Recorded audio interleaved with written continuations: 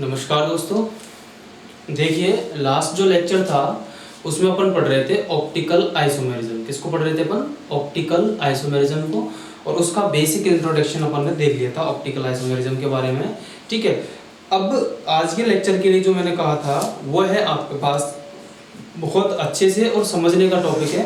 ध्यान देके एक एक पॉइंट को समझते चलिएगा। आज का जो टॉपिक है वो है आपका symmetry element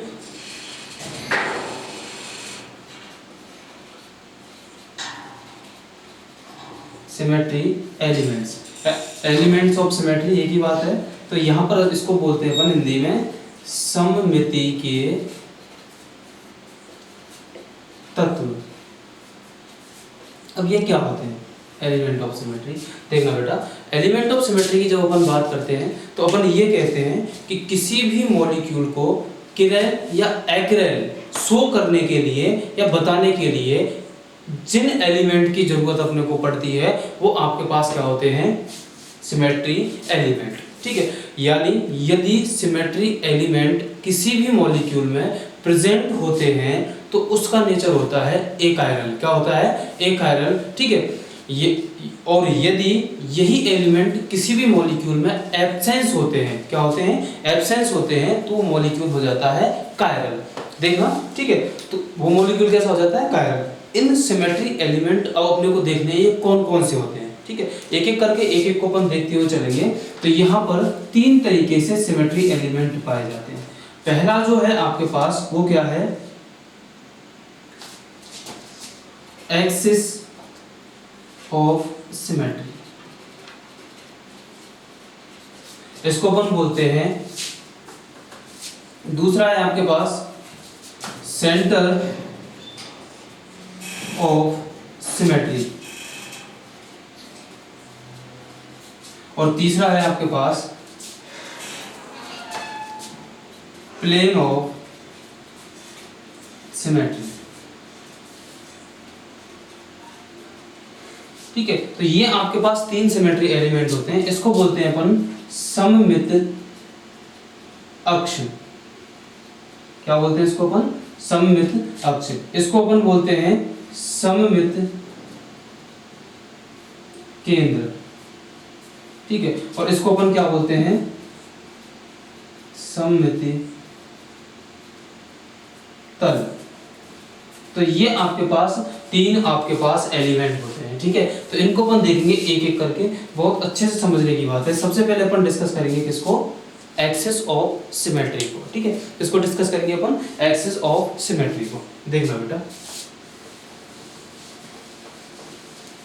axis of symmetry की जब अपन बात करते हैं तो अपन ये कहते हैं कि किसी भी मॉलिक्यूल को 360 डिग्री एंगल से जब अपन घुमाते हैं, यानी 360 डिग्री के कोण से अपन घुमाते हैं, तो कुछ ऐसे कोण बनते हैं जिन पर पहले जैसी ही संरचना हमें प्राप्त होती है। क्या होती है?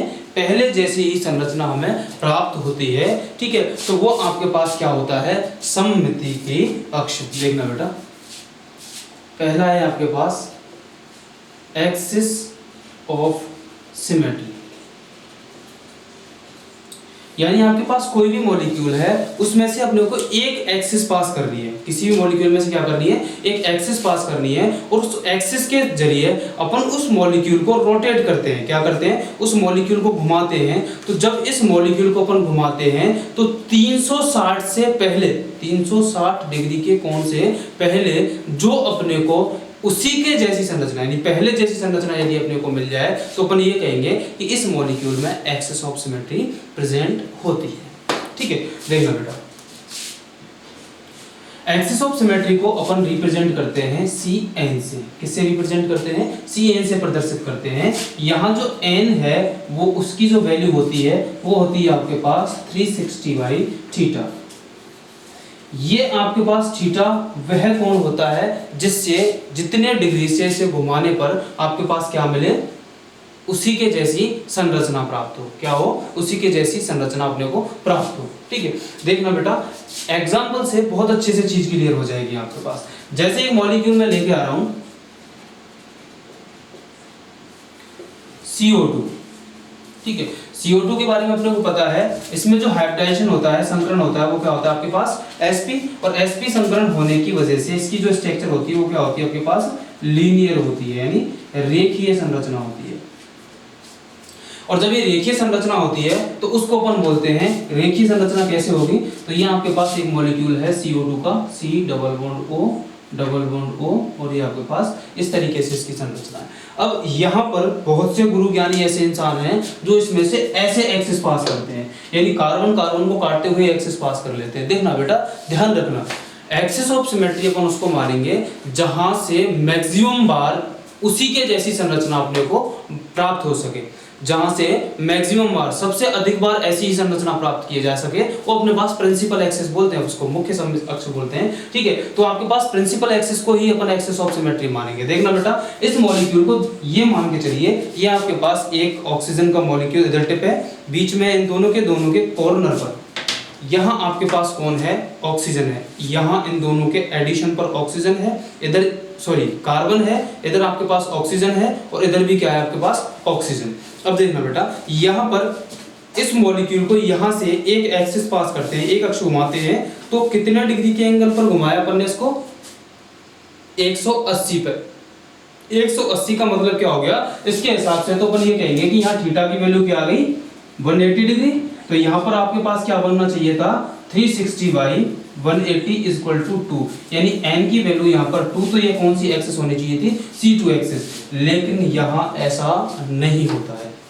देखना होता क्या है वो सुनना, जब इस मॉलिक्यूल को इस तरीके से अपन ने पकड़ा है, ये रेखीय है, तो इसमें से एक एक्सिस और पास की जा सकती है जो इस ऑक्सीजन को भेजते हुए, कार्बन को भेजते हुए, और यहाँ पर ये आपके पास निकल जाएगी दूसरे वाले ऑक्सीजन की तरफ। अब यहाँ पर इसको हर एक पॉइंट से कितने ही एंगल, 360 से पहले इनफाइनाइट यानी अनंत कोण ऐसे प्राप्त होंगे जिनके द्वारा यहाँ पर इसको क्या है 0 डिग्री, थोड़े से भी अंतर के बाद अपन इसको अप्लाई करेंगे तो यहाँ आपके पास क्या बन जाएगा, इनफाइनाइट एंगल मिलेंगे। यहाँ पर बहुत सारे एंगल मिलेंगे, और बहुत सारे एंगल मिलने की वजह से यहाँ पर जो इस पे एक्सिस ऑफ सिमेट्री मिलती है वो आपके पास क्या मिलती है, C इनफाइनाइट। यहाँ पर ये एक्सिस ऑफ सिमेट्री होती है।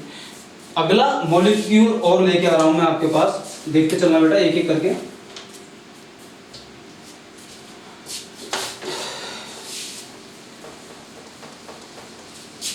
तो CO2 में कौन सी एक्सिस मिली अपने को, C infinite, axis of symmetry. दूसरा मॉलिक्यूल में लेके आ रहा हूं आपके पास बेंजीन को। यह आपके पास एक बेंजीन वाला है, बेंजीन रिंग है, और इस बेंजीन रिंग को अपन देख रहे हैं। इस बेंजीन रिंग में आपके पास किस किस तरीके से एक्सिस निकल सकती है, बोल सर एक यहाँ से एक्सिस निकाल दो, बिल्कुल हाँ है, मैंने कब मना किया है। बोले सर एक यहाँ से भी निकाल दो आप, बिल्कुल हाँ जी है, क्यों नहीं है।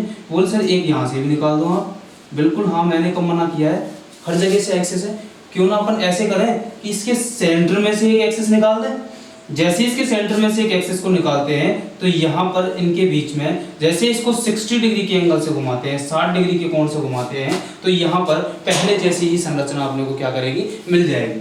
हेक्सागोनल है तो उस कंडीशन में यहाँ से कैसी संरचना मिल जाएगी, पहले जैसी। यानी यहाँ पर जो थीटा की वैल्यू है वो आपके पास कितना आया, 60 डिग्री। यदि यहाँ से n कैलकुलेट करना है तो क्या बन जाएगा, 360 by theta is equal to 6, यानी n की वैल्यू 6 आती है। अपन ये कह सकते हैं कि यहाँ पर कौन सी एक्सिस प्रेजेंट है, C6 एक्सिस ऑफ सिमेट्री। ठीक है बेटा, तो ये आप एक एक करके कंसेप्ट को बहुत बारीकी से समझते हुए चलना। एक और एग्जांपल मैं आपके सामने लेके आ रहा हूं।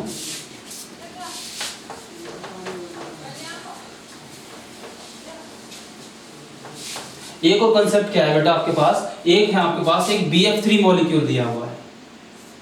BF3 की स्ट्रक्चर कैसी होती है आपको पता है कि यहाँ पर BF3 में कौन सा हाइब्रिडेशन होता है, BF3 में होता है आपके पास sp2 हाइब्रिडेशन, और sp2 हाइब्रिडेशन होने की वजह से इसकी जो ज्यामिति होती है वो क्या होती है आपके पास, त्रिकोणीय, ट्राइंगल। कैसी होती है, त्रिकोणीय।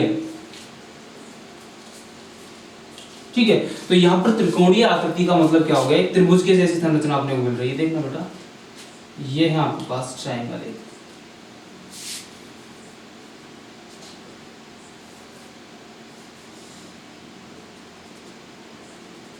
ठीक है।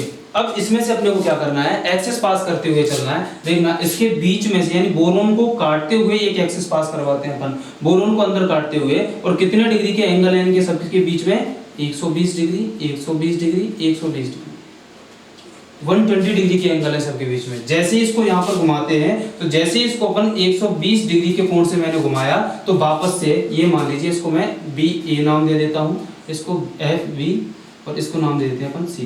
तो इसको जैसे ही अपन कितने से घुमाते हैं, 120 डिग्री के एंगल से घुमाते हैं, तो यहाँ पर अपने पास क्या बनता है, ये देखना बेटा, यहाँ के पास क्या बनेगा, एफ यहाँ पर आ गया ए में, ठीक है। दूसरी अपन बात करते हैं, ये एफ कहाँ पे आ गया, बी में, और ये कहाँ पे आ गया, एफ सी में। यानी यहाँ पर 120 डिग्री के एंगल से जैसे ही मैंने इसको घुमाया, तो आपके पास कुछ ऐसी संरचना अपने को मिल गई, ठीक है। यानी यहाँ पर जब मैंने देखा पहले वाली संरचना दूसरे वाली संरचना के बिल्कुल एज इट इज ही है, जैसी अपने पास पहले वाली संरचना थी वैसी की वैसी अपने को दूसरी वाली संरचना मिली। कितने डिग्री के एंगल से घुमाने पर, 120 डिग्री के एंगल से घुमाने पर। यदि यहाँ पर ये थीटा की वैल्यू क्या बन जाती है, 120 डिग्री, तो जब मैं इसमें अप्लाई करता हूँ n = 360 बाई थीटा, तो यहाँ पर अपने पास क्या बनता है, 360 में 120 का भाग लगा दो भाई, अपने पास क्या बन जाएगा, 3 आएगा। तो यहाँ पर n की वैल्यू 3 आते ही तो कौन सी एक्सिस बन जाएगी, C3 एक्सिस ऑफ सिमेट्री। यानी हर एक मॉलिक्यूल में ऐसी ही सिमेट्री होती है। तो एटलीस्ट आपको ये बात समझ में आने लगी होगी कि एक्सिस ऑफ सिमेट्री का मतलब क्या है, कि किसी भी यौगिक में से एक ऐसी अक्ष पास की जाए जिसको घुमाने पर 360 डिग्री से पहले जैसी ही संरचना प्राप्त हो जाए, वही आपके पास क्या बन जाएगी, सममिति की अक्ष कहलाएगी। क्या कहलाएगी, सममिति की अक्ष कहलाएगी। ये कंसेप्ट आपका एक्सिस ऑफ सिमेट्री का कंप्लीट हुआ, ठीक है। अगली अपन बात करते हैं, एक बात आपको समझ में आई होगी अच्छे से, सममिति की अक्ष की अगली जो बात आएगी वो है आपके पास सममिति का दूसरा जो तत्व है वो है आपके पास सेंटर ऑफ सिमेट्री। क्या बोलते हैं बेटा इसको, सममिति का केंद्र। क्या बोलते हैं इसको, सममिति का केंद्र। देखना बेटा, यहां पर सममिति का केंद्र का मतलब क्या होता है, किसी भी मॉलिक्यूल में एक ऐसा केंद्र, क्या बोला मैंने, कि किसी भी मॉलिक्यूल में एक ऐसा केंद्र जिसके किसी भी दिशा में जाने पर, यानी जस्ट विपरीत दिशाओं में जाने पर, उसी के उतनी ही दूरी पर उसी के जैसे ही अणु परमाणु अपने को प्राप्त हो, तो वो आपके पास अपन ये कहेंगे कि इस यौगिक में आपके पास कौन उपस्थित है, सममिति का केंद्र उपस्थित है। एक एग्जाम्पल जनरली ही मैं आपके सामने लेके जा रहा हूं। यह आपके पास किसी मॉलिक्यूल का सेंटर है, A B B C C D और डी। देखना बेटा, इस मॉलिक्यूल को अपन ले रहे हैं, इस मॉलिक्यूल के केंद्र में जैसे अपन जाते हैं इधर की साइड में, तो एक इधर की साइड में गए, तो इसके जस्ट अपोजिट साइड में अपन गए इधर की तरफ, जस्ट अपोजिट में अपन गए इधर की तरफ, तो यहां पर अपन ने देखा, यहां पर भी अपने को कौन मिल गया, डी मिल गया। इधर की साइड में देखा तो ये अपने पास सी है, और इधर की साइड में देखा तो अपने पास कौन आ गया, सी आ गया। इधर की साइड में देखा अपन ने तो यहाँ पर बी आ गया, और इसके जस्ट अपोजिट गए तो अपने पास कौन मिल गया, बी मिल गया। तो ऐसी ही कंडीशन को आप देखते हुए चले जाइएगा कि जस्ट अपोजिट साइड ए की तरफ चले जाइएगा, ए और ए, यानी किसी भी यौगिक के केंद्र से विपरीत दिशाओं में जाने पर समान दूरी पर उसी के जैसे यदि अपने को परमाणु प्राप्त हो जाए, तो अपने पास यहाँ पर क्या बन जाएगी, सममिति का केंद्र पर उपस्थित होगा। उस यौगिक में क्या उपस्थित होगा, सममिति का केंद्र उपस्थित होगा। एग्जाम्पल कर देखते हैं। देखना, मैं आपके सामने एक एग्जाम्पल दे रहा हूं, उसमें आप बताना क्या इसमें सममिति का केंद्र उपस्थित है। CH4 की अपन बात करते हैं तो CH4 की सबसे पहले किसी भी मॉलिक्यूल की यहाँ पर अपने को संरचना पता होना चाहिए, और संरचना पता होने के लिए अपने को संकरण का पता होना चाहिए। तो यहाँ पर sp3 संकरण और sp3 संकरण या हाइब्रिडाइजेशन होते ही अपन ये कहेंगे कि यहाँ पर जो इसकी ज्यामिति होगी या इसकी आकृति होगी, अपने पास क्या बनेगी, टेट्राहाइड्रल, बोलेंगे तो चतुष्फलकीय। क्या बोलेंगे इसको, चतुष्फलकीय। अब ये टेट्राहेड्रल जब अपने को शेप मिली तो अपन ने ये कहा कि इस चतुष्फलकीय आकृति में अपन क्या कर रहे हैं, चतुष्फलकीय आकृति की संरचना कैसी बनती है। अपने पास ये कार्बन है, इस कार्बन के दो जो आपके पास हाइड्रोजन एटम हैं वो आपके पास इस तल के अंदर की तरफ है और दो इसके क्या हैं, बाहर की तरफ है।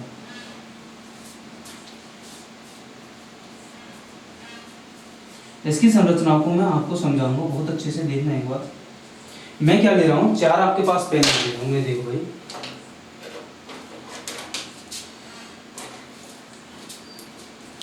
देखना बेटा, इसको समझने के लिए मैं ऐसे बोल रहा हूं कि आपके पास ये कुछ ऐसी संरचना है, यानी इसके बीच में तो कौन है आपके पास, कार्बन है, दो जो हाइड्रोजन है इस वाले तल के अंदर की तरफ है और दो जो हाइड्रोजन है इस वाले तल के कहाँ है, बाहर की तरफ है। अब देखना मैं क्या कह रहा हूं कि क्या इसमें सममिति का केंद्र उपस्थित है या नहीं। सममिति के केंद्र की शर्त क्या है, सममिति के केंद्र की शर्त यह है कि आपके लिए इसके केंद्र से जब अपन अपोजिट दिशाओं में जाते हैं, दोनों विपरीत दिशाओं में जाते हैं, तो अपने को समान परमाणु मिलने चाहिए समान दूरी पर।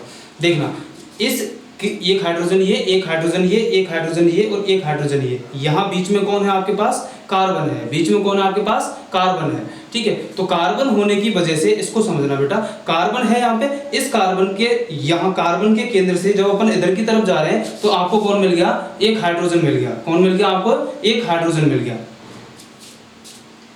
देख लीजिए भाई, ये संरचना कुछ ऐसी आ रही है अपने को, एक बार देखना एंगल अच्छे से।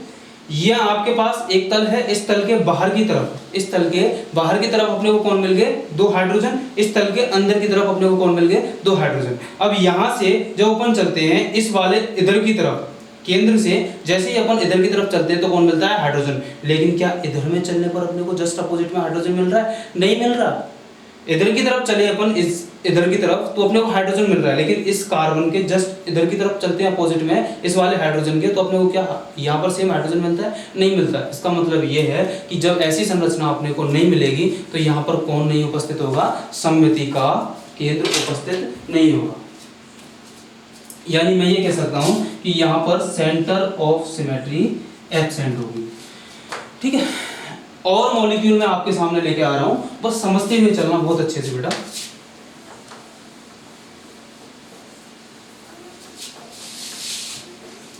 एग्जाम्पल को पकड़ते हुए चलना, कंसेप्ट को पकड़ना और बहुत अच्छे से समझना, बस बात आराम से आ जाएगी, आपको पता पड़ेगी।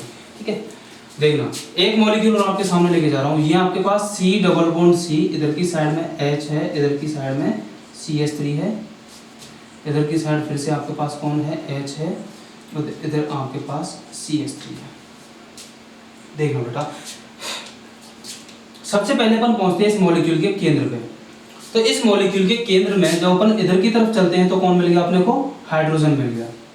जब इसके अपोजिट साइड में चलते हैं तो कौन मिल गया अपने को, CH3 मिल गया। लोचा ही हो गया, इधर गए तो हाइड्रोजन, इधर गए तो CH3, यानी मैथिल ग्रुप में ले गया अपने को। तो यहाँ पर भी आपके पास कौन नहीं होगा, सेंट्रो। इधर की साइड में गए तो कौन मिल गया, CH3, लेकिन इसके जस्ट अपोजिट गए तो कौन मिला अपने को, H, यानी यहाँ पर भी आपके पास सेंटर ऑफ सिमेट्री एब्सेंट है।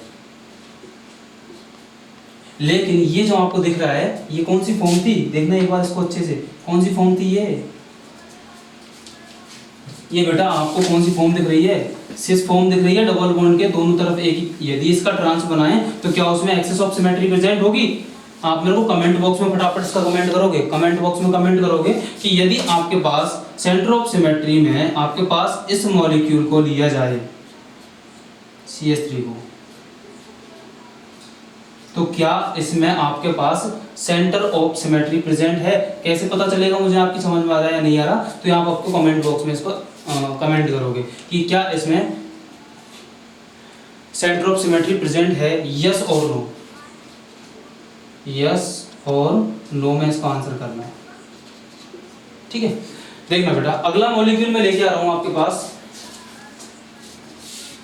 ये है आपके पास C डबल बॉन्ड C, इधर की साइड में H, इधर की साइड में Cl। आपको ये एग्जांपल जाना पहचाना लग रहा होगा बेटा, ये एग्जांपल जाना पहचाना लग रहा है क्योंकि इसको अपन कर चुके हैं कहीं ना कहीं सिस ट्रांस को समझने के लिए। पॉलीइंस है अपने पास, पॉलीइंस ठीक है, एक साथ कम्युनेटेड पॉलीन है। जब रेगुलर मैनर में आपके पास डबल बॉन्ड प्रेजेंट हो तो कम्युनेटेड पॉलीन कहलाता है, संचयी पॉलीन, ठीक है, संचयी पॉलीन बोलते हैं। देखना भाई, इसकी जब संरचनाओं को अपन देखते हैं तो इसकी संरचना को मैंने समझाया था, एक बार फिर से समझ लो। अपन ये कह रहे हैं कि यहाँ पर एक डबल बॉन्ड ये है, दूसरा डबल बॉन्ड ये है। इन दोनों के दोनों डबल बॉन्ड से जब अपन कंपेयर करते हैं तो इस वाले डबल बॉन्ड के साथ, मान लीजिए दोनों के दोनों डबल बॉन्ड हैं, इस वाले डबल बॉन्ड के साथ ये ग्रुप किस तरीके से प्रेजेंट है, ऐसे उपस्थित है। इन ग्रुप की स्ट्रक्चर कुछ ऐसे है बेटा, इस पे तो नहीं समझा पाएंगे, चलो मैं और कोशिश करता हूँ। ये आपके पास डबल बॉन्ड है, इस डबल बॉन्ड के साथ जब अपन लेके चलते हैं, दोनों के दोनों डबल बॉन्ड में से एक आपके पास ये ग्रुप यहाँ पे है और दूसरा वाला ग्रुप इसके जस्ट अपोजिट साइड में है। यानी मैं ये कहूंगा कि इन ग्रुप की पोजीशन कुछ ऐसे है।